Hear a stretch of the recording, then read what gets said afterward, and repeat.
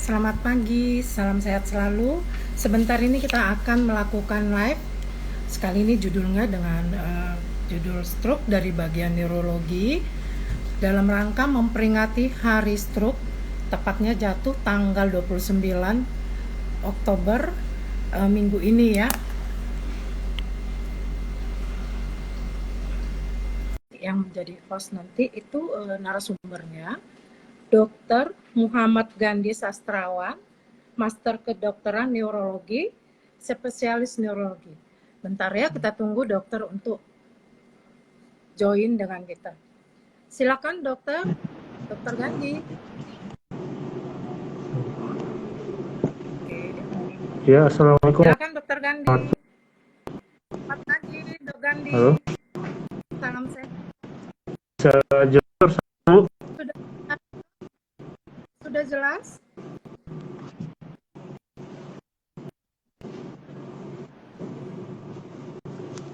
Selamat pagi, Dok. Sudah boleh kita mulai? Atau dokter mau menyapa dulu? Dokter menyapa ini teman-teman Saya, Bu. yang ikut live ini. Boleh, Dok?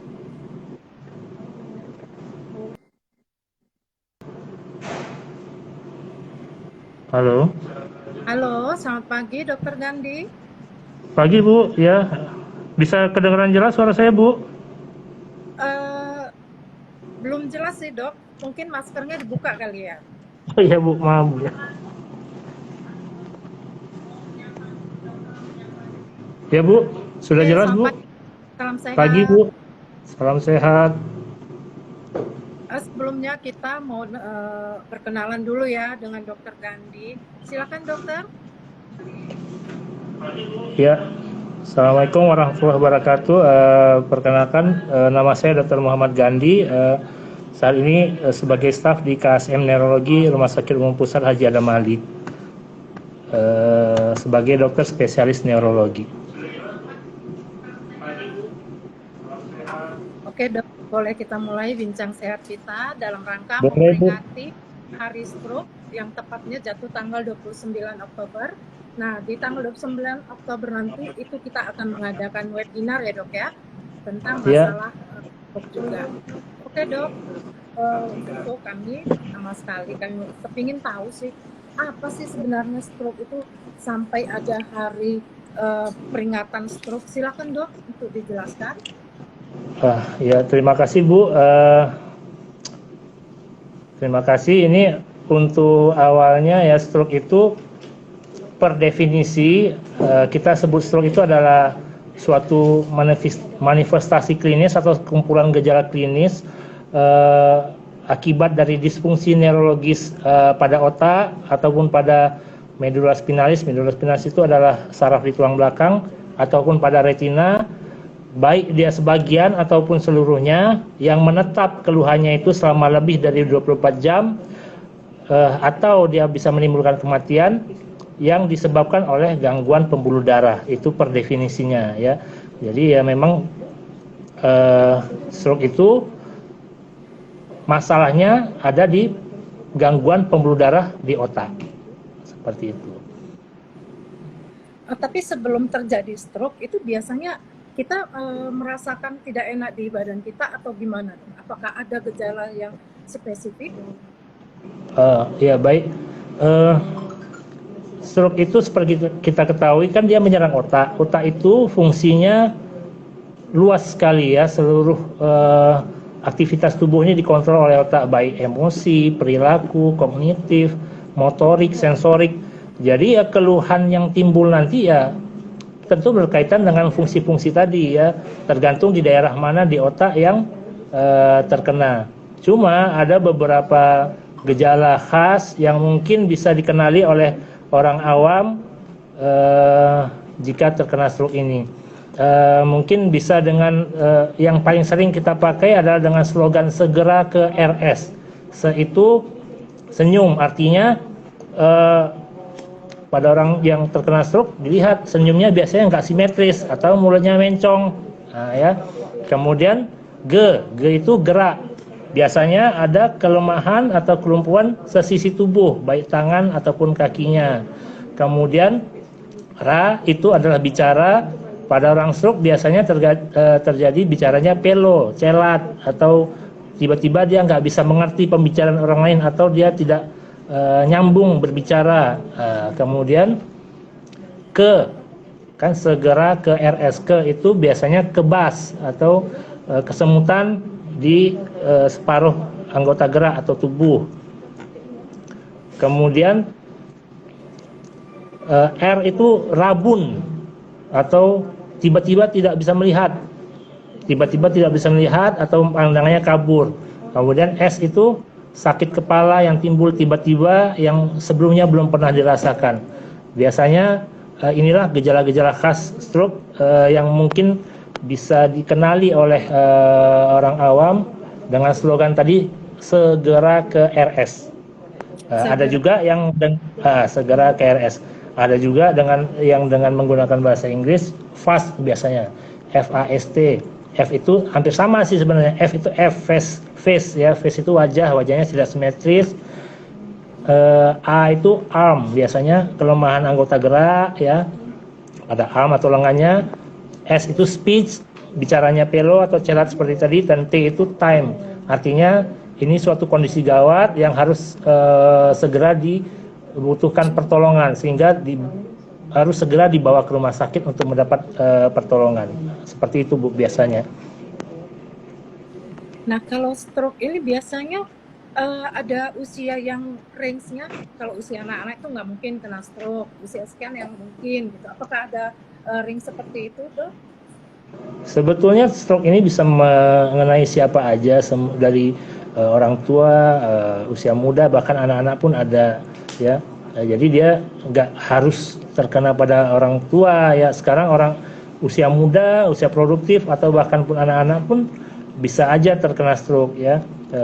Cuma memang ada beberapa faktor risiko lah kalau kita bilang, pada orang-orang yang punya faktor risiko ini biasanya risiko untuk terjadi stroke-nya lebih besar ya. Antara lain faktor risiko itu ada faktor risiko yang memang bisa dimodifikasi atau dimodify atau kita kontrol. Ada juga yang yang tidak bisa kita kontrol atau unmodify ya. Yang unmodify ini contoh genetik ya, faktor genetik, kemudian usia, kemudian jenis kelamin, itu kan tidak bisa kita modifikasi ya. Tapi yang unmodify ini atau yang modify ini yang bisa kita kontrol ya juga cukup banyak ya. Salah satunya faktor risiko stroke yang bisa kita kontrol, pertama darah tinggi, ini adalah faktor risiko yang paling banyak. Kemudian diabetes, kemudian sakit jantung ya, kemudian orang-orang dengan gangguan darah ya, kayak sickle cell anemia atau polycythemia vera. Kemudian ada lagi yang merokok ya, ada yang obesitas ya, ada yang dislipidemia atau orang bilang punya kolesterol tinggi ya, ada yang asam urat ya, ada yang gangguan irama jantung. Nah, orang-orang seperti itu yang mempunyai faktor risiko yang besar untuk terjadinya stroke. Tapi secara keseluruhan stroke itu bisa mengenai siapa aja, baik yang muda ataupun yang tua, seperti itu. Berarti stroke ini dia tidak ini ya, siapa saja bisa diserangnya ya Dok ya? Ya, benar Bu. Ya. Kalau kita mau supaya jangan terkena stroke itu apa sih langkah yang terbaik untuk kita lakukan Dok? Yang pertama tentu kita mengontrol faktor risiko yang seperti saya sebutkan tadi ya. Faktor risiko yang kalau yang unmodify, yang tidak bisa kita modifikasi, tentu kita ya berserah pada Tuhan lah ya. Itu usia, faktor genetik itu tidak bisa kita kontrol. Tapi kalau yang seperti darah tinggi, diabetes, tentu itu bisa kita kontrol ya. Kalau darah tinggi tentu kita harus berkonsultasi dengan dokter penyakit dalam ataupun neurolog juga bisa ya. Bagaimana mengontrol tekanan darahnya ya. Diabetes juga demikian, mengatur pola makannya ya. Yang tidak kalah penting adalah olahraga ya. Kalau di PNPK neurologi itu disarankan berolahraga fisik kurang lebih 2,5 jam dengan intensitas sedang selama seminggu ya. Kurang lebih seminggu itu porsi kita latihan 2,5 jam lah paling tidak. Kemudian hindari rokok ya. Kalau rokok ini memang menyebabkan pembuluh darahnya juga gampang rusak ya, darah yang gampang terjadi agregasi ya, artinya gampang tersumbat, dan faktor risiko yang disebabkan oleh perokok ini sama antara yang perokok aktif dan pasif. Jadi ya tentu harus segera dihindari. Ya. Nah, sebelumnya saya mau kasih tahu dulu ke teman-teman yang ikut live ini, boleh ya nanti kalau ada pertanyaan boleh diucap, kita akan menjawabnya dan Dokter Gali akan menjelaskan. Dok, kalau kita misalnya ada keluarga atau teman yang kami orang awam ini, bagaimana caranya jika keluarga kita terkena stroke, terkena serangan stroke pertama?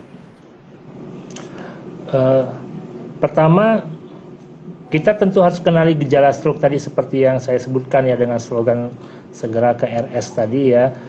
Kemudian kalau memang kita yakin ini memang mengarah ke stroke, langkah pertama yang harus kita lakukan adalah mencari pertolongan karena stroke ini tidak bisa ditangani sendiri di rumah, dia butuh perawatan di rumah sakit.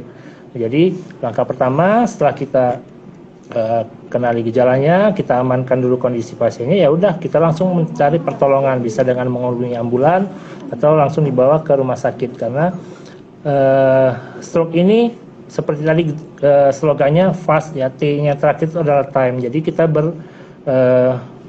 berburu dengan waktu ya, semakin cepat mendapat penanganan, semakin luas daerah yang sehat yang bisa kita selamatkan, gejala sisanya nanti akibat stroke akan semakin sedikit ya. Seperti kita ketahui, stroke ini adalah penyakit yang menimbulkan gejala sisa atau kecacatan ya. Ini adalah penyakit yang menyebabkan kecacatan nomor 1 di Indonesia ya. Karena selesai dari stroke ini ada gejala sisanya, berupa kayak tadi kelemahan anggota gerak atau mungkin gangguan emosi, gangguan perilaku, tergantung daerah mana yang terkena. Oleh sebab itu, semakin cepat mendapat pertolongan akan semakin baik hasilnya. Nah, untuk di rumah sakit Adamali sendiri, kita sudah bisa melakukan yang namanya trombolisis.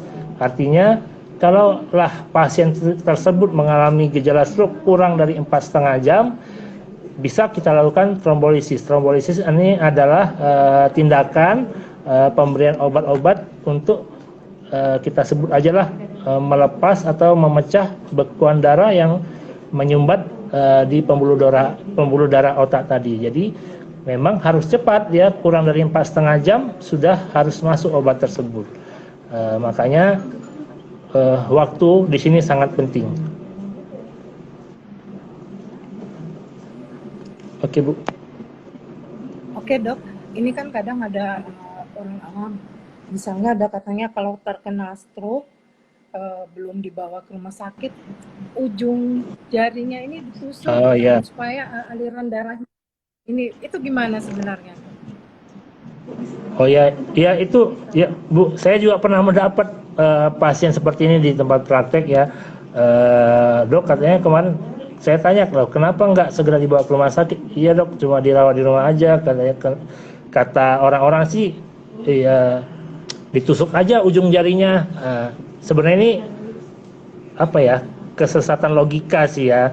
Orang kan berpikir stroke itu karena tekanan darah yang tinggi. Jadi dengan ditusuk jarinya, keluar darahnya, tekanannya menurun ya. Sebenarnya tidak seperti itu ya, itu salah ya. Justru itu bisa menyebabkan infeksi jadinya ya. Penurunan tekanan darahnya pada stroke ini, khususnya stroke akibat sumbatan pembuluh darah ini sebenarnya juga tidak harus agresif ya. Yang jelas tindakan tersebut salah dan tidak membawa pengaruh apa-apa terhadap stroke-nya. Justru akan terjadi delay, penundaan bila tidak segera dibawa ke rumah sakit. Seperti itu. Berarti kalau ada keluarga teman kita yang terkena stroke, sesegera mungkin dibawa ke rumah sakit. Tapi kalau misalnya Dok, mau dibawa ke rumah sakit, itu tidak ada masalah atau dia ditidurkan kah, atau dia tetap Ya Bu, maaf Bu, kurang jelas pertanyaannya. Kalau misalnya ada keluarga yang terkena serangan stroke. Sebaiknya dia posisinya apakah dia duduk atau ditidurkan? Oke, jadi Bu, bila tidak ada kelainan kardiopulmoner ya, kondisinya juga stabil, biasanya pasiennya kita posisikan setengah duduk ya, kurang lebih 30 derajat ya. Itu posisi idealnya ya, dengan catatan tidak ada gangguan kardiopulmoner yang memang bisa memperberat bila dilakukan posisi sedemikian. Jadi posisinya kita letakkan atau kita baringkan kurang lebih 30 derajat lah, setengah duduk seperti itu. Itu posisi idealnya. Kemudian dilakukan oksigenasi ya, dengan bila di rumah ada tabung oksigen ya dikasih tabung oksigen dan segera dibawa, itu yang paling penting sebenarnya. Nah, satu lagi, misalnya kalau udah terkena stroke dok, itu ada tingkatannya nggak? Sekali dia pernah kena, nah apakah bisa berulang sampai berapa kali gitu? Ya. Jadi stroke ini Bu ya, khususnya stroke, sebelumnya saya mau jelaskan stroke itu sebenarnya ada dua macam ya. Satu tersumbat pembuluh darahnya atau stroke iskemik, satu lagi stroke akibat pecah pembuluh darah atau stroke hemoragik ya. Penanganannya berbeda sehingga pada orang yang stroke itulah pentingnya juga dibawa ke rumah sakit segera untuk mengetahui, karena penanganannya justru bertolak belakang ya. Kemudian stroke ini hampir pasti berulang ya, baik itu yang hemoragik maupun iskemik ya, tapi yang iskemik ini memang hampir pasti berulang lah kalau kita sebut, sehingga butuh minum obat terus menerus seumur hidup ya. Obatnya itu difungsikan atau gunanya ada agar darahnya ini nggak gampang menggumpal ya, harapannya nggak gampang terjadi sumbatan lagi ya. Bila terjadi stroke yang untuk kedua atau yang ketiga atau yang keberapa kesekian kalinya, makin luas daerah yang mati di otak, maka ya manifestasinya akan makin jelek ya. Kalau awal dulu mungkin serangan stroke pertama dia cuma lemah separuh badan aja, mungkin yang kedua nanti sama sekali tidak bisa digerakkan, atau ketambahan tidak bisa bicara, atau mungkin tidak sadar, atau mungkin nanti gangguan perilaku dan segala macam sesuai daerah di otak yang terkena. Jadi semakin luas daerah yang terkena di otak, tentu akan makin banyak pula manifestasinya nantinya. Jadi penting bagi orang yang sudah pernah kena stroke untuk minum obat rutin seumur hidup sambil mengontrol faktor risikonya tadi. Bila ada darah tinggi ya dikontrol, gula ya atau diabetes dikontrol, kalau dia dislipidemia atau kolesterolnya tinggi dikontrol ya. Bila ada sakit jantung ya dikontrol ya, supaya jangan sampai terulang lagi. Oke dok, ini tadi ada pertanyaan juga ini dok, masalah kena stroke yang mulutnya kembali pulih seperti sebelum terkena stroke? Ya, terima kasih Bu. Untuk pemulihan pasca stroke ini, orang bertanya apakah stroke itu bisa sembuh. Jadi pengertian sembuhnya ini mungkin sedikit berbeda antara kita klinisi dengan pasien atau keluarga pasien ya. Dan ini tidak jarang menimbulkan permasalahan di lapangan ya. Orang mengira ya sembuhnya itu dari stroke ya bisa berjalan kembali, atau yang tadinya mulai mencong bisa jadi simetris lagi ya. Jadi yang namanya kesembuhan dari stroke ini sebetulnya artinya kondisi akutnya sudah terlewati ya, kondisi akutnya sudah terlewati dan ada perbaikan di situ ya. Jadi perlu diketahui stroke akibat sumbatan pembuluh darah ini masa akutnya kurang lebih 7-10 hari sejak awal serangan, sedangkan stroke akibat pecah pembuluh darah masa akutnya kurang lebih 14 hari sejak awal serangan. Nah, yang disebut dengan masa akut stroke ini ialah di mana kondisinya nggak stabil ya. Bisa jadi keluhan yang terjadi bisa memburuk, ada perburukan ya. Bisa jadi awalnya dia masuk masih bisa angkat tangan, nanti bisa terjadi perburukan tidak bergerak sama sekali ya. Untuk itulah dibutuhkan monitoring biasanya kita kalau diadamalik di stroke corner ya untuk memantau kondisi pasien ya sambil memantau kondisi hemodinamik dan perburukan yang terjadi ya. Jadi setelah lewat masa akut stroke ini barulah kita lakukan proses rehabilitasi ya. Bila tadi seperti tadi Ibu tanya apakah yang mencong bisa kembali normal atau yang lengannya berat sebelah bisa kembali normal, itu untuk pemulihannya sendiri butuh waktu ya, dan dibutuhkan fisioterapi atau latihan yang kontinu ya. Seperti kita ketahui pada stroke, misalnya stroke akibat sumbatan pembuluh darah, bila jaringan otak itu sudah mati ya sudah mati ya, untuk pemulihannya akan butuh waktu. Kemudian jaringan otak ini sendiri pun pemulihannya ini agak sedikit berbeda ya. Jadi apabila terjadi regenerasi sel saraf tersebut ya, sel saraf yang baru tadi belum tentu fungsinya sama dengan sel saraf yang sudah mati ya. Dibutuhkan sambungan ataupun koneksi dengan jaringan-jaringan saraf yang lain untuk membentuk suatu fungsi ya. Bila tidak ada sambungan atau koneksi dengan jaringan-jaringan saraf yang lain ya fungsinya tentu tidak optimal ya. Untuk merangsang konektivitas sel saraf yang baru tadi, itulah distimulus dengan latihan atau fisioterapi. Jadi pemulihannya tadi tergantung juga seberapa intens kita melakukan fisioterapi atau latihan. Seperti itu Bu. Jadi kadang ini menimbulkan masalah. Ekspektasi keluarga sembuh itu adalah misalnya dengan mulutnya simetris kembali ataupun bisa berjalan kembali. Sedangkan untuk bisa pulih seperti sedia kala, seperti saya bilang, sel saraf tadi selain dia regenerasi, dia juga butuh koneksi atau yang lain untuk membentuk suatu itu distimulus dengan latihan. Begitu Bu.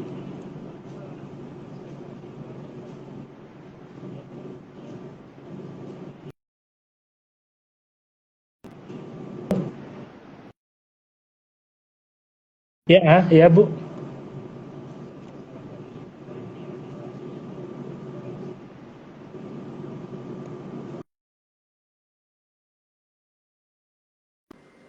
Maaf, gangguan sedikit tadi. Signalnya ini terganggu ya Dok Gandhi ya. Silakan Iya. Dok. Ya, masalah tadi Bu ya, yang kesembuhan tadi ya. Iya. Iya, baiklah saya ulangi ya, mungkin sinyalnya agak gangguan ya. Jadi seperti yang saya sebutkan tadi ya, kadang ekspektasi pasien ataupun keluarga pasien mengenai kesembuhan ini sedikit berbeda dengan kita klinisi ya. Pada klinisi yang disebut dengan ya sudah sembuh itu biasanya dengan terlewatinya masa akutnya dan sudah ada perbaikan di situ ya, kondisi secara umum. Namun untuk gejala sisa stroke ini ya tentu butuh waktu ya, karena sel saraf yang sudah mati tadi ya, kalau sudah mati ya tentu mati akan sangat sulit untuk pulih kembali ya. Akan ada regenerasi sel saraf, tapi tentu sel-sel saraf yang baru yang muncul fungsinya belum tentu sama dengan sel-sel saraf yang sudah mati ya. Di otak sel-sel saraf ini untuk membentuk suatu fungsi juga dibutuhkan koneksi dengan sel-sel saraf yang lain ya. Ada sambungan saraf namanya atau sinaps ya. Nah, sinaps ini tadi dirangsang atau distimulus dengan latihan ataupun fisioterapi ya. Jadi agar fungsi sel-sel saraf tadi benar-benar berfungsi seperti sedia kala ya, harus distimulus juga dengan latihan ataupun fisioterapi ya. Dan itu tidak instan hasilnya, butuh waktu. Perlu dilakukan latihan ataupun fisioterapi yang kontinu agar bisa pulih seperti sedia kala. Dan harus sabar rutin ya Dok. Iya, sabar ya. Oke. Dok, ini tadi ada pertanyaan dari Mbak Dewi menanyakan kalau olahraga yang pas dan cocok itu setelah pasca stroke itu olahraga yang bagaimana, Bu? Olahraga tentu disesuaikan dengan kemampuan pasien. Kalau pasiennya tentunya dia mengalami kelempuhan ya, parese kita bilangnya ya, separuh badan, tentu ya dengan latihan berjalan pun sudah memadai ya, latihan berjalan ya, fisioterapi rutin ya. Tapi kalau dia sudah tidak ada gejala sisanya ya, seperti disebutkan tadi, berolahraga kalau menurut PNPK neurologi itu ya dianjurkan kurang lebih 2,5 jam dengan intensitas sedang ya dalam seminggu paling tidak itu ya. Intensitas sedang ini contohnya kayak jogging, berenang, ya bersepeda seperti itu ya. Kalau atau aerobik juga bisa seperti itu ya. Itu aja. Tapi ya intinya kembali lagi disesuaikan dengan kondisi masing-masing pasien ya. Kalau dia memang parese lumpuh ya tentu olahraganya ya cukup dengan latihan berjalan ya seperti itu. Ya agak sinyalnya agak putus-putus nih Bu. Ya. Ya.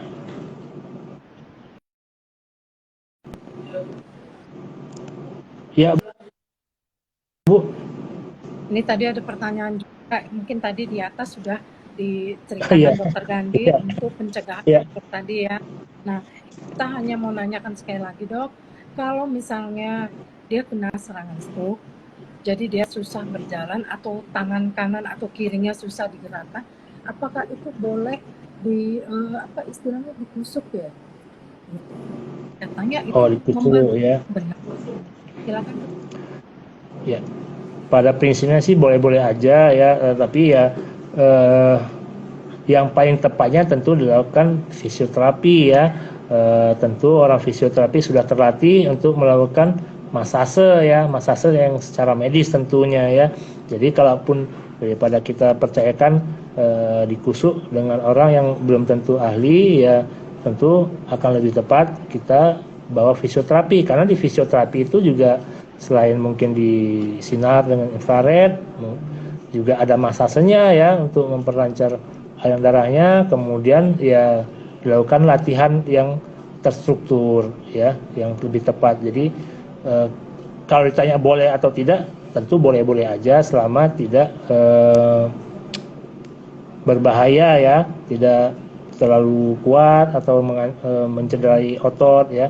Tapi akan lebih baik atau lebih tepatnya kita lakukan aja fisioterapi yang rutin kepada tenaga-tenaga ahli fisioterapis kita.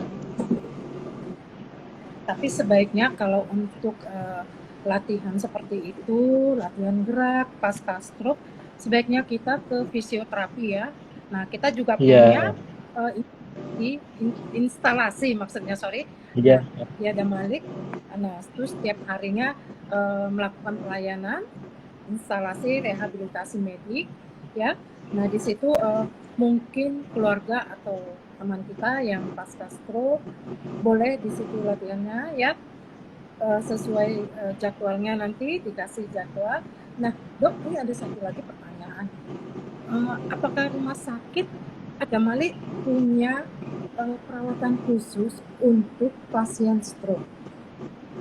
Apakah maksudnya ini yang stroke corner? Bisa. Ini silakan Dok. Ya.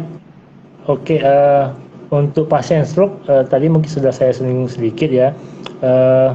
Di Rumah Sakit Adam Malik sendiri sudah bisa dilakukan tindakan trombolisis.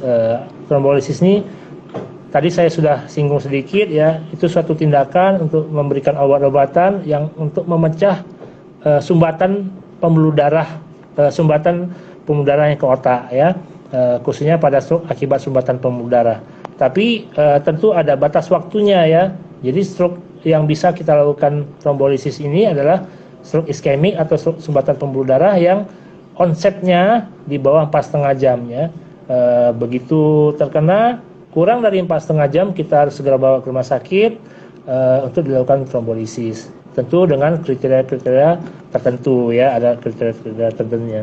Kemudian untuk bila sudah lewat dari masa 4,5 jam tadi, tentu bukan tindakan trombolisis lagi ya, tindakannya biasanya konservatif ya, kita rawat di tempat yang namanya stroke corner selama masa akut stroke tadi ya. Selama masa akut stroke tadi sudah saya sebutkan, di situ biasanya kondisinya tidak stabil sehingga butuh monitoring ya, dipantau dengan ketat kondisi hemodinamik dan perburukan yang terjadi. Biasanya seperti itu. Jadi di rumah sakit Adam Malik kita sudah bisa melakukan tindakan yang namanya trombolisis, kemudian sudah ada tempat perawatan khusus untuk merawat pasien stroke selama masa akutnya.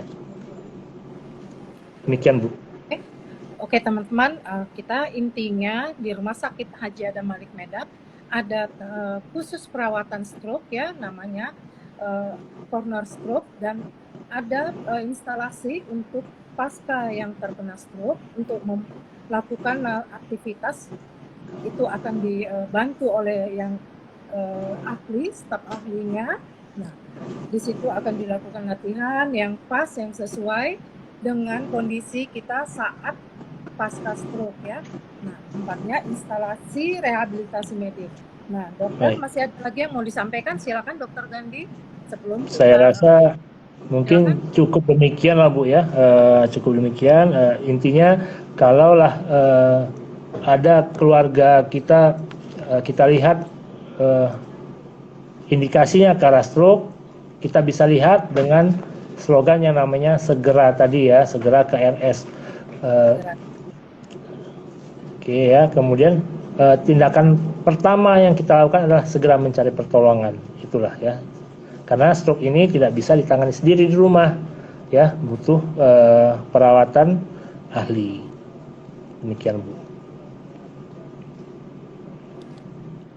Oke Dok, masih ada lagi yang mau disampaikan? Oke, saya rasa itu aja. Oke, buat teman-teman semua, kita tadi sudah dengar perbincangan kita tentang stroke dari Dokter Muhammad Gandhi Sastrawan. Nah, berarti kalau misalnya ada keluarga atau teman kita yang terkena stroke, sesegera mungkin dibawa ke rumah sakit.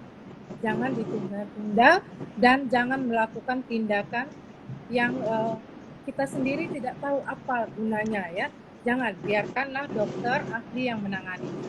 Dan bagi teman-teman yang sudah pernah terkena stroke dan sudah pulih, agar tetap menjaga kesehatan dan tetap rutin kontrol ke dokter, serta jangan lupa melakukan aktivitas olahraga yang dianjurkan oleh dokter ahli kita, dokter neurologi.